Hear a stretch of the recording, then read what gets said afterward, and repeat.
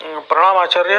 मैं जयंत बोल रहा हूँ। मुझे साधना में इस प्रकार के अनुभव हो रहे कि मुझे कंटिन्यूसली झिंगुर की आवाज़ सुनाई देती है।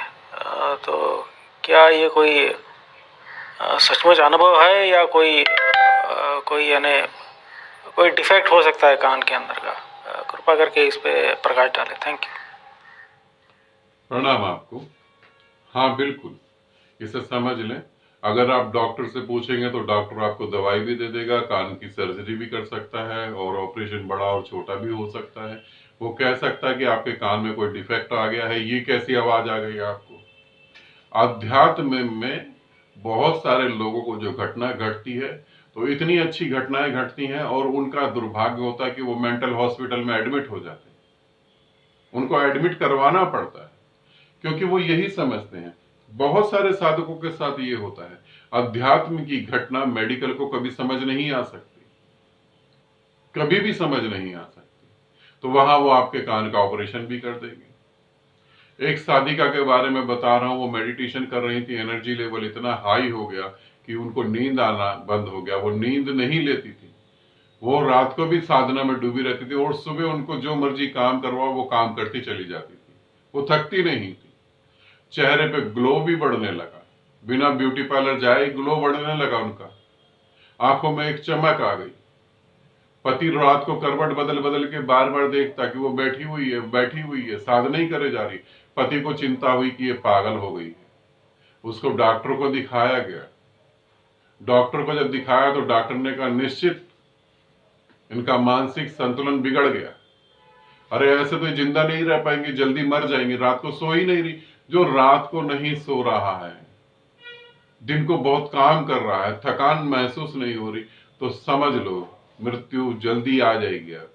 क्योंकि सोना जरूरी है शरीर को स्वस्थ रखने के लिए। अब मेडिकल को यह समझ नहीं आ रहा था।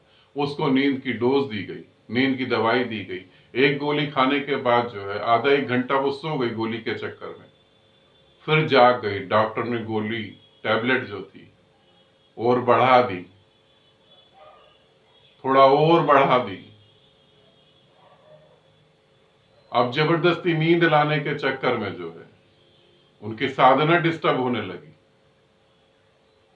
लास्ट में बोला कि इनको डिप्रेशन की बीमारी है, तो थोड़ी और दवाइयां बढ़ा दी। और जब वो मेरे पास आई, जब उसने मेरे को बताया आप भी थी, तब मैंने उसे बोला कि बेटा ये तो साधना की वजह से घटित हो रहा, तो साधना छोड़ दे तो सो जाएगी। उसने कहा मैं सब कुछ छोड़ सकती हूँ, मैं पति, घर बार, बच्चे, जीवन जीवन तक को छोड़ सकती हूँ, साधना तो छूटेगी नहीं।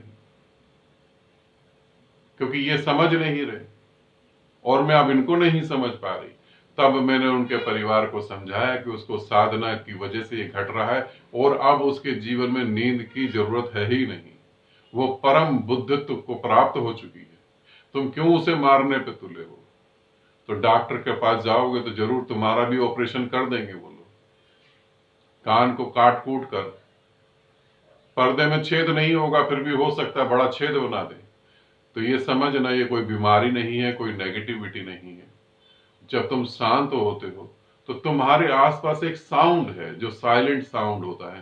तुम्हारी बॉडी जो है वो एक बहुत बड़े कारखाने, एक बहुत बड़े फैक्ट्री की तरह है। दिल धड़कता है, खून नदियों की तरह तुम्हारी नसों में बहता है, खाना डाइजेस्ट होता है, केमिकल रिश्ते हैं, केमिकल निकलते हैं। पूरा प्रोसीजर एक बहुत बड़ी फैक्ट्री की तरह काम करता है। उसका अपना एक साउंड होता है, तो वो शाई शाई की आवाज तुम्हें सुनाई देती है। और जब कान के पास से हवा भी चली जाती है तो भी वो सुनाई देती है। सुनने के प्रति तुम कितने संवेदनशील हो इसके ऊपर ये निर्भर करता है। तुम एक कटोरी ले लो, एक गिलास ले लो और अपने कान पे यूं लगा लो तो भी तुम्हें आवाज सुनाई देगी। इसका मतलब थोड़ी ना कोई नेगेटिविटी। और नेगेटिविटी से मेरे को तो ये समझ ही नहीं आता, साधक नेगेटिविटी से क्यों इतना घबरा जाते हैं? नेगेटिविटी और पॉजिटिविटी तुम्हारे मन का ख्याल है। कोई नेगेटिविटी नहीं घट रही तुम्हारे साथ। तुम्हारे साथ जो घट रहा है वो पॉजिटिव और 101% पॉजिटिविटी ही घट रही है। साधना की वजह से वो शाय शाय की आवाज सुनाई देती है और बहुत सारे लोगों को ना साधना करने के बाद भी वो आवाज सुनाई देती है। ठीक है, तो कान नहीं खराब है, कान बिल्कुल ठीक है। आनंदित रहे, सदा खुश रहें। बहुत बहुत प्रेम आप सभी को।